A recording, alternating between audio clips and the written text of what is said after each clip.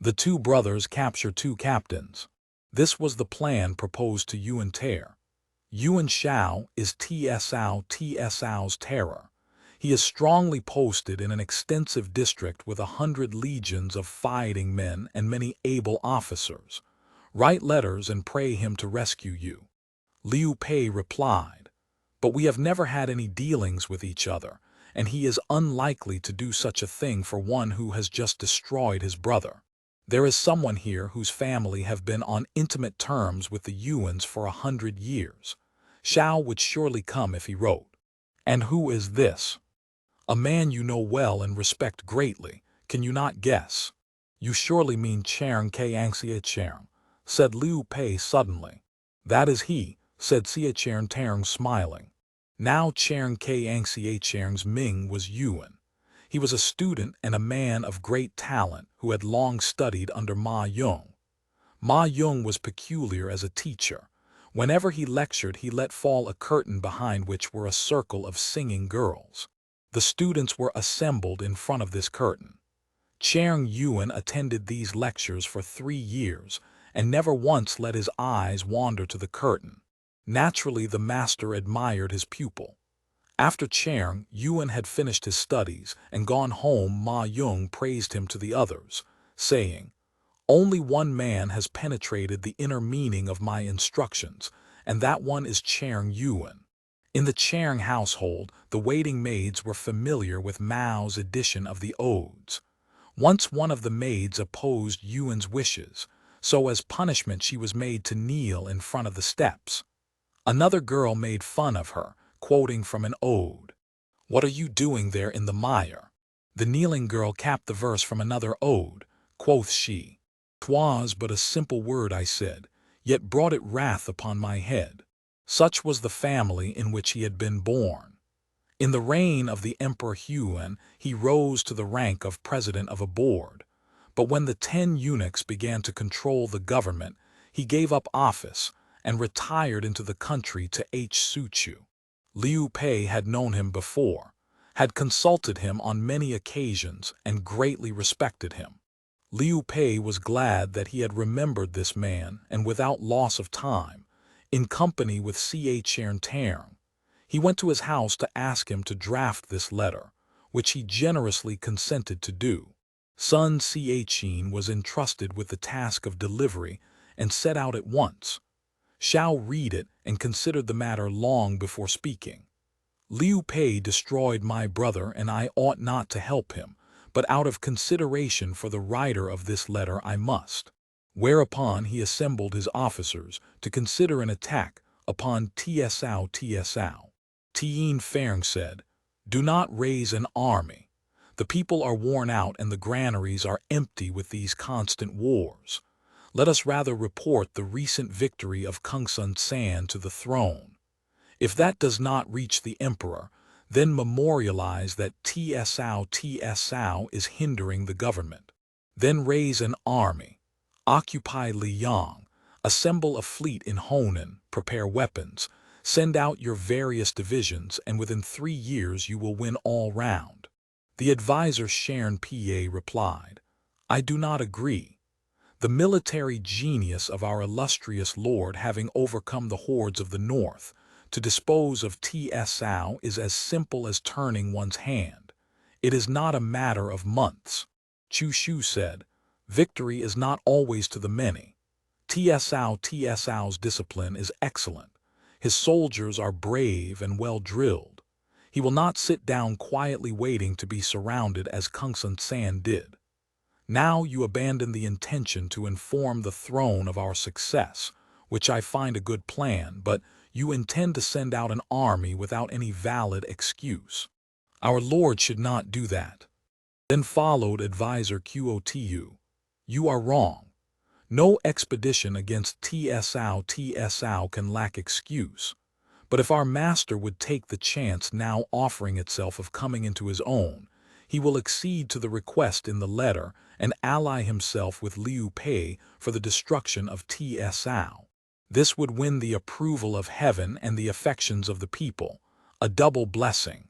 Thus the 4 advisors differed and wrangled, and Yuan Shao could not decide which to follow.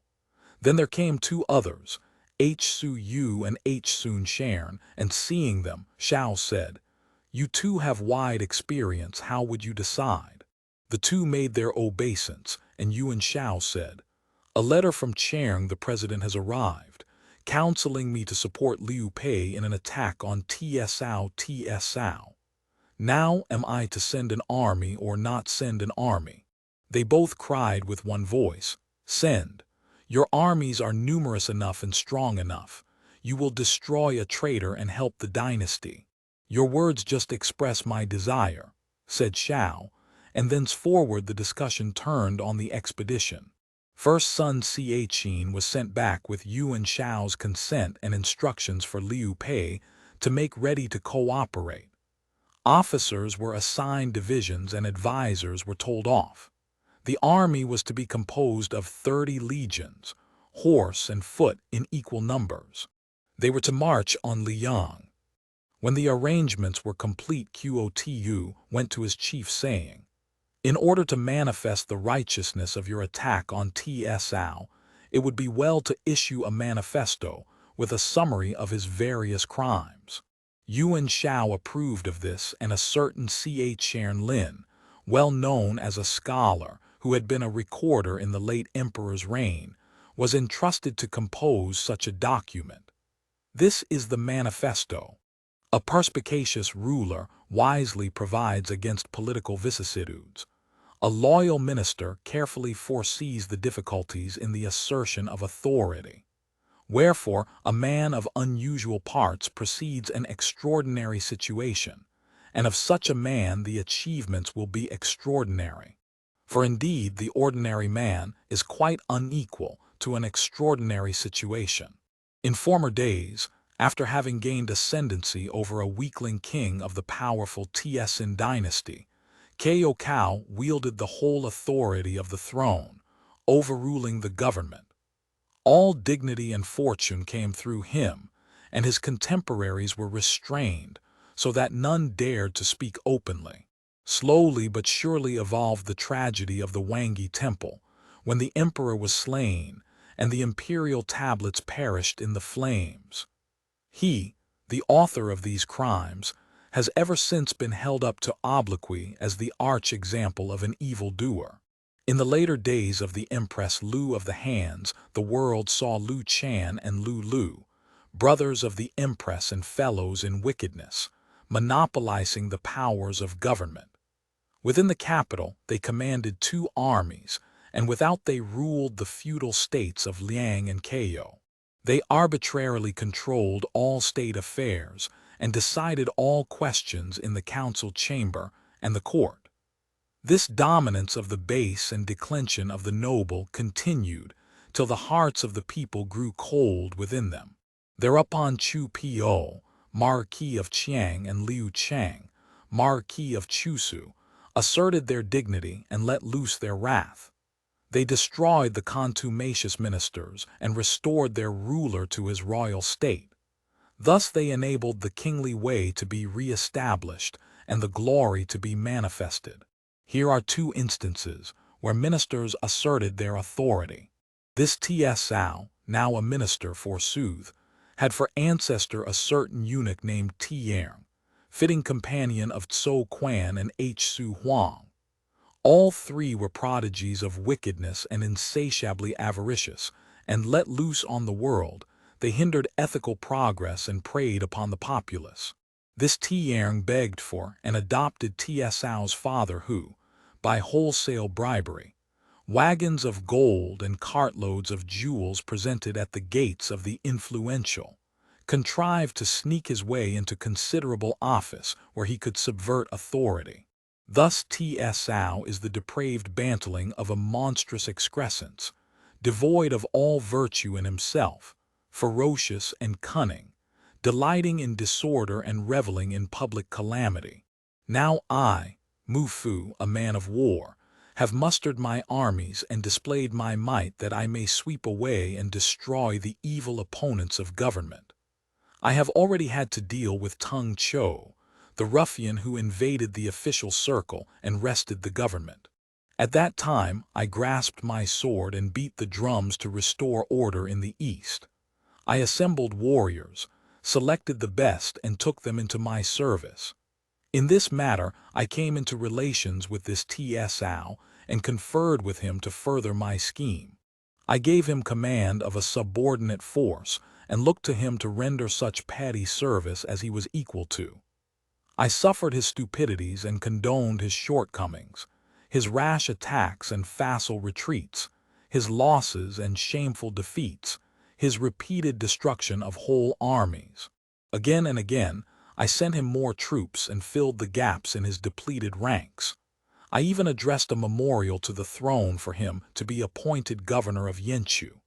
I made him feared as he were a tiger. I added to his honors and increased his authority, hoping that eventually he would justify himself by a victory such as fell to Meng Ming of Ts'in.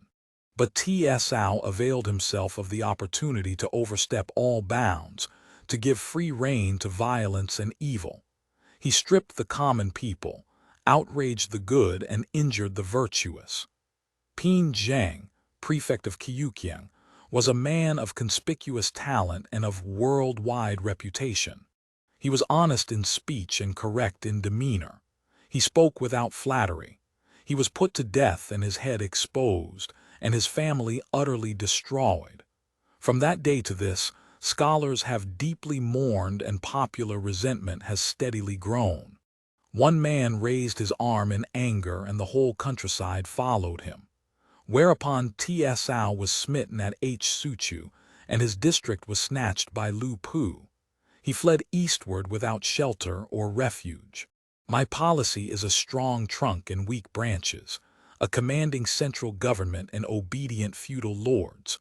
Also, I am no partisan. Therefore, I again raised my banners, donned my armor, and moved forward to attack. My drums rolled for an assault on Lu Pu, and his multitudes incontinently fled. I saved TsʻAo from destruction, and restored him to a position of authority, wherein I must confess to showing no kindness to the people of Yenshu, although it was a great matter for TsʻAo. Later it happened that the imperial cortege moved west, and a horde of rebels rose and attacked. The course of government was hindered. At that moment, my territory was threatened from the north, and I could not leave it. Wherefore, I sent one of my officers to TsʻAo to see to the repair of the temples and the protection of the youthful sovereign. Thereupon, TsʻAo gave the rein to his inclinations. He arbitrarily ordered the removal of the court. He brought shame upon the ruling house and subverted the laws. He engrossed the presidency of the 3 highest offices and monopolized the control of the administration. Offices and rewards were conferred according to his will. Punishment was at his word. He glorified whole families of those he loved. He exterminated whole clans of those he hated. Open critics were executed. Secret opponents were assassinated. Officials locked their lips. Wayfarers only exchanged glances. Presidents of boards recorded levies, and every government official held a sinecure. The late Yang Pio, a man who had filled 2 of the highest offices of state as president of 2 boards, because of some petty grudge was, though guiltless, charged with a crime. He was beaten and suffered every form of cruelty. This arbitrary and impulsive act was a flagrant disregard of constitutional rules. Another victim was the councillor Yuan. He was faithful in remonstrance, honest in speech, endowed with the highest principles of rectitude. He was listened to at court. His words carried enough weight with the emperor to cause him to modify his intention and confer reward for outspokenness. Desirous of diverting all power into his own hands and stifle all criticism, TsʻAo presumed to arrest and put to death this censor, in defiance of all legal procedure. Another evil deed was the destruction of the tomb of Prince Liang TsʻAo, the brother of the late emperor. His tomb should certainly have been respected, even its mulberries and lindera trees, its cypresses and its pines. TsʻAo led soldiers to the cemetery and stood by while it was desecrated, the coffin destroyed and the poor corpse exposed. They stole the gold and jewels of the dead. This deed brought tears to the eyes of the emperor and rent the hearts of all men. TsʻAo also appointed openers of grave mounds and seekers for gold whose tracks were marked by desecrated graves and exhumed bodies. Indeed, while assuming the position of the highest officer of state, he indulged the inclination of a bandit, polluting the state, oppressing the people, a bane to gods and men. He added to this by setting up minute and vexatious prohibitions, so that there were nets and snares spread in every pathway, traps and pitfalls laid in every road. A hand raised was caught in a net, a foot advanced was taken in an entanglement. Wherefore the men of Yen and Yu waxed desperate, and the inhabitants of the metropolis groaned and murmured in anger. Read down the names through all the years of ministers that all men curse for greed and cruelty and lust. Then TsʻAo you will not find a worse. I have investigated the cases of evil deeds in the provinces, but I have been unable to reform him. I have given him repeated opportunities hoping that he would repent. But he has the heart of a wolf, the nature of a wild beast. He nourishes evil in his bosom and desires to pull down the pillars of the state, to weaken the house of Han, to destroy the loyal and true, and to stand himself conspicuous as the chiefest of criminals. Formerly, when I attacked the north, Kung Sun San, that obstinate bandit and perverse bravo, resisted my might for a year. Before he could be destroyed, this TsʻAo wrote to him that, under the pretense of assisting the imperial armies, he would covertly lead them to destruction. The plot was discovered through his messengers, and San also perished. This blunted TsʻAo's ardor and his plans failed. Now he is camped at the Ao granaries with the river to strengthen his position. Like the mantis in the story, who threatened the chariot with its forelegs, he thinks himself terrible. But with the dignity and prestige of Han to support me, I confront the whole world. I have spearmen by millions, horsemen by thousands of squadrons, fierce and vigorous warriors strong as Cheng Huang, Yu and Wu Huo, those heroes of antiquity. I have enlisted expert archers and strong bowmen. In Pingchu, my armies have crossed the Taehang Range, and in Qingchu they have forded the Kai and Tia rivers. They have coasted down the Yellow River to attack his van, and from Qingchu they have descended to Wanye to smite his rearguard. Thunder-like in the weight of their march, tiger-like in the alertness of their advance, they converge on Laoding. They are as flames let loose among light grass, as the blue ocean poured on glowing embers. Is there any hope that he escape destruction? Of the hordes of TsʻAo, those who can fight are from the north or from other camps, and they all desire to return home. They weep whenever they look to the north. The others belong to Yin or Yu, being remnants of the armies of Lu Pu and Chang Yang. Beaten, stern necessity forced them to accept service, but they take it only as a temporary expedient. Every man who has been wounded is an enemy.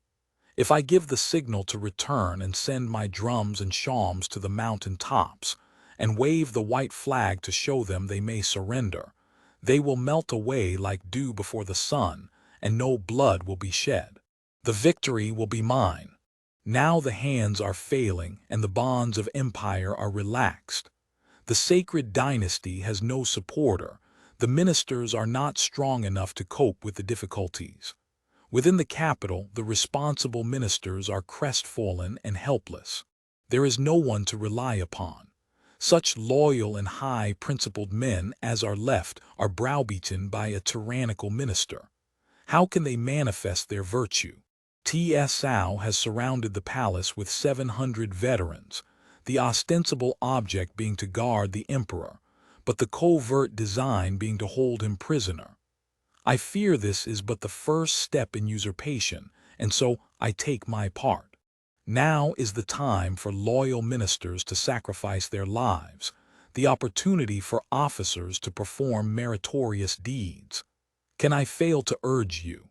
TsʻAo has forged commands to himself to undertake the control of government affairs, and in the name of the state, sends out calls for military assistance. I fear lest distant districts may obey his behest and send troops to help him, to the detriment of the multitude and their everlasting shame. No wise man will do so. The forces of 4 prefectures are moving out simultaneously. When this call reaches Qingqiu, you will see their forces cooperate with those of TsʻAo. All districts and departments ought to organize volunteers and set them along their borders to demonstrate their force and prove their loyal support of the dynasty. Will not this be rendering extraordinary service? The rank of marquis, with feudal rights over 5,000 households and a money reward of 50 millions, will be the reward of him who brings the head of TsʻAo. No questions will be asked of those who surrender. I publish abroad this notice of my bounty, and the rewards offered that you may realize that the dynasty is in real danger. Shall read this effusion with great joy. He at once ordered copies to be posted everywhere in towns and cities, at gates, tax stations, and ferries and passes. Copies found their way to the capital, and one got into TsʻAo's palace. That day he happened to be in bed with a bad headache. The servants took the paper to the sick man's room. He read it and was frightened from the tips of his hair to the marrow of his very bones. He broke out into a cold perspiration, and his headache vanished. He bounded out of bed and said to TsʻAo Hung, "Who wrote this?" "They say it is Chernlin's pencil," replied he. TsʻAo laughed. "They have the literary gift. They had better have the military too to back it up. This fellow may be a very elegant writer, but what if Yuan Shao's fighting capacity falls short?" He called his advisors together to consider the next move. Yung heard of the summons and went to his master saying, "You should not fight with Yuan Shao, he is too strong. Make peace." Sun Yu said, "He is despicable, do not make peace." Yung replied, "His land is wide and his people strong. He has many skillful strategists and he has loyal and able captains. You cannot say he is despicable. You laugh saying, his army is a rabble. One captain, Tien Feng, is bold but treacherous. Another, Su Yu, is greedy and ignorant. Sharon Pa is devoted but stupid. Fern Kai is steady but useless. And these 4 of such different temperaments, mutually incompatible, will make for confusion rather than efficiency. Yen Liang and Wen Chu are worthless and can be disposed of in the first battle, and the others are poor, rough stuff. What is the use even of their legions?" Yung was silent and TsʻAo smiled. "They are even as Sun Wenzhou describes," said he. Then TsʻAo issued orders. Generals Liu Tai and Wang Chung were to lead an army of 5 legions, displaying the minister's banners, and march against Suchu to attack Liu Pei. This Liu Tai had been governor of Yanqiu, but had surrendered and entered TsʻAo's service after the fall of the city. TsʻAo had given him a rank as supernumerary leader, and now was disposed to make use of him. TsʻAo himself took command of a large army of 20 legions for a simultaneous attack on Yuan Shao at Liang. A certain advisor said he thought the 2 captains sent against Liu Pei were unequal to their task. "I know," said TsʻAo. "They are not meant to fight Liu Pei. It is merely a feint. They have orders not to make any real attack till I have overcome Yuan Shao. Then Liu Pei will be next." Liu Tai and Wang Chung went their way, and TsʻAo marched out his grand army, which came into touch with the enemy, then 80 li distant, at Liang. Both sides made fortified camps and waited watching each other. This went on for 2 months. There was dissension in Yuan Shao's camp. Su Yu was at enmity with his colleague, Sharon Pa, and the strategist Chu Shu resented the rejection of his plan, so they would not attack.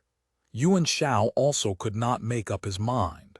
Tired of this state of inaction, TsʻAo then gave certain commanders definite points to hold and marched back to TsʻAo. The 5 legions sent against Liu Pei went into camp 100 li from TsʻAo. The camp made an imposing display of the banners of the Prime Minister, but no attacks followed. Their spies were very busy north of the river. On the defensive side, Liu Pei, as he was uncertain of the strength of the force against him, dared not move. Suddenly orders came for the TsʻAo army to attack, and then discord showed itself. Liu Tai said, "The minister orders an attack, you advance." Wang Chung replied, "You were named first. I am the commander-in-chief. It is not my place to go first." "I will go with you in joint command," said Chung. "Let us cast lots, and he upon whom the lot falls must go," said Tai. They drew lots, and it fell to Wang Chung, who advanced toward TsʻAo with half the force. When Yuan Ter heard of the threatened attack, he called Chern to consult. Yuan Ter said, "There is dissension in Yuan Shao's camp at Liang, so they do not advance. We do not know where TsʻAo is, but his own banner is not displayed in his Liang camp. Why then is it shown here?" Chern replied, "His tricks take 100 forms. It must be that he regards the north as most important and has gone there to look after its defense. He dares not show his flag there, and I feel sure it is only meant to mislead us. He is not here." Yuan Ter then asked whether one of his brothers would find out the truth, and Chang Fei volunteered to go. "I fear you are unsuited for this," said Yuan Ter. "You are too impetuous." "If TsʻAo is there, I will haul him over here," said Fei. "Let me go first and find out," said Kuan Yu. "If you go, I shall feel more at ease," said Yuan Ter. So Kuan Yu set out with 3 companies to reconnoiter. It was then early winter and snow was falling from a gloomy sky. They marched regardless of the snow and came near Wang Chung's camp with arms all ready to attack. Kuan Yu summoned Wang Chung to a parley. "The minister is here, why do you not surrender?" said Wang Chung. "Beg him to come to the front, for I would speak with him," replied Kuan Yu. "Is he likely to come out to see such as you?" Kuan Yu angrily dashed forward, and Wang Chung set his spear to meet him. Yu rode till he came close to his antagonist, then suddenly wheeled away. Wang Chung went after him and followed up a slope. Just as they passed the crest, Yu suddenly wheeled again, shouted, and came on flourishing the mighty sword. Wang Chung could not withstand that and fled. But Kuan Yu, changing the huge sword to his left hand, with his right laid hold of his victim by the straps of his breastplate, lifted him out of the saddle and rode away to his own lines with the captive laid across the pommel of his saddle. Wang Chung's men scattered. The captive was sent to TsʻAo, where he was summoned into the presence of Liu Pei. "Who are you? What office do you hold? How dare you falsely display the ensigns of the minister TsʻAo, said Liu Pei. "What do you mean by falsely when I simply obeyed my orders?" said Wang. "My master wanted to produce the impression that he was present. Really, he was not there." Liu Pei treated him kindly, giving him food and clothing, but put him in prison till his colleague could be captured. Kuan Yu said that, knowing his brother had peaceful intentions in his mind, he captured the man instead of slaying him.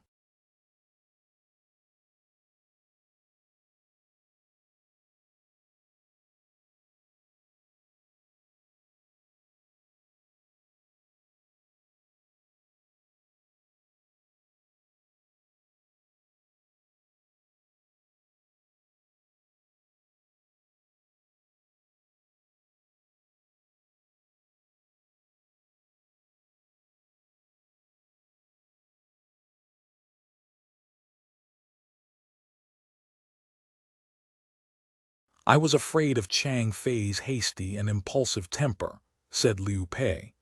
He would have slain this man, so I could not send him.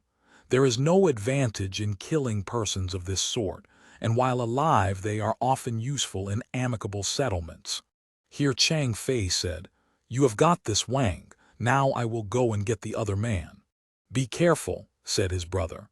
Liu Tai was once governor of Yanqiu, and he was one of the nobles who met at Tiger Trap Pass to destroy Tung Chou. He is not to be despised. I do not think him worth talking about so much. I will bring him in alive just as my brother did this other. I fear that if his life be lost it may upset our designs, said Liu Pei. If I kill him I will forfeit my own life, said Fei. So he was given 3 companies and went off quickly. The capture of his colleague made Liu Tai careful. He strengthened his defenses and kept behind them. He took no notice of the daily challenges and continual insults, which began with Chang Fei's arrival. After some days, Fei evolved a ruse. He issued orders to prepare to rush the enemy's camp at night, but he himself spent the day drinking. Pretending to be very intoxicated, he held a court-martial, and one soldier was severely flogged for a breach of discipline. The man was left bound in the midst of the camp, Fei saying, "Wait till I am ready to start tonight. You shall be sacrificed to the flag." At the same time, he gave secret orders to the custodians to let the man escape. The man found his opportunity, crept out of camp and went over to the enemy, to whom he betrayed the plan of a night attack. As the man bore signs of savage punishment, Liu Tai was the more disposed to credit his desertion and tale, and made his arrangements, putting the greater part of his men in ambush outside his camp so that it was empty. That night, having divided his men into 3 parties, Chang Fei went to attack the camp. A few men were ordered to advance directly, dash in and set fire going. 2 larger bodies of men were to go round to the rear of the camp and attack when they saw the fire well started. At the 3rd watch, midnight, Chang Fei, with his veterans, went to cut off Liu Tai's road to the rear. The 30 men told off to start a conflagration, made their way into the camp and were successful. When the flames arose, the ambushed men rushed out but only to find themselves attacked on both sides. This confused them, and as they knew nothing of the number of their assailants, they were panic-stricken and scattered. Liu Tai, with a company of footmen, got clear of the fight and fled, but he went straight toward Chang Fei. Escape was impossible, and the 2 men rode up each to attack the other. Chang Fei captured his opponent and the men surrendered. Chang Fei sent news of this success to his brothers. Yuan said, "Hitherto Iter has been rather violent, but this time he has acted wisely, and I am very pleased." They rode out to welcome their brother. "You said I was too rough, how now?" said Fei to his brothers. "If I had not put you on your mettle, you would not have evolved this stratagem," said Liu Pei. Fei laughed. Then appeared the captive Liu Tai in bonds. Yuan at once dismounted and loosed the cords, saying, "My young brother was rather nasty, but you must pardon him." So he was freed.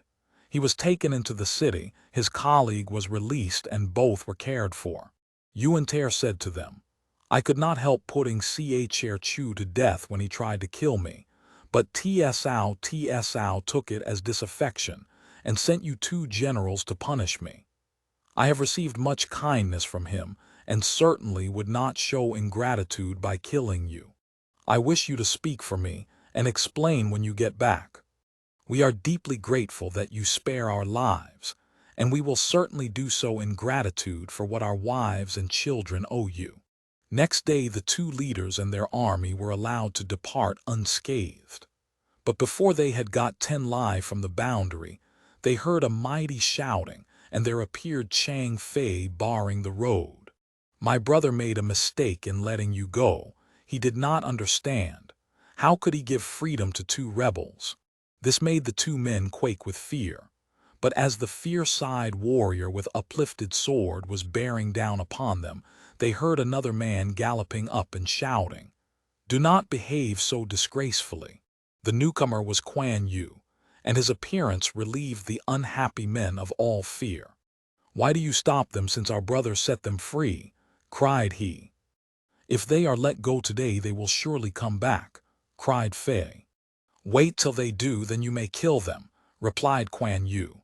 The two leaders with one voice cried, "Even if the minister slay our whole clan, we will never come again. We pray you pardon us." Said Fei, "If TsʻAo himself had come, I would have slain him. Not a breastplate should have gone back. But for this time I leave you your heads." Clapping their hands to their heads, the two men scuttled off while the two brothers returned to the city. TsʻAo will certainly come," they said. Sun Ciachin said, "This is not a city that can hold out for long. We should send part of our forces to TsʻAo and guard Pikang as a cornerstone of our position." Yuan agreed and told off his brothers to guard Pikang, whither he also sent his two wives, the ladies Kan and Mai. The former was a native of the place. The latter was Mai Chu's sister. 4 captains were left to defend Hsuchu, and Yuan with Chang. Fei went to TsʻAo. The two released leaders hastened home to TsʻAo and explained to him that Liu Pei was not disaffected. But their master was exceeding angry with them, crying, "You shameful traitors, what use are you?" He roared to the lictors to take them away to instant execution. How can a dog or a pig expect to conquer in tiger strife? Minnows and shrimps that with dragons contend already have done with life. The fate of the two leaders will be told in the next chapter.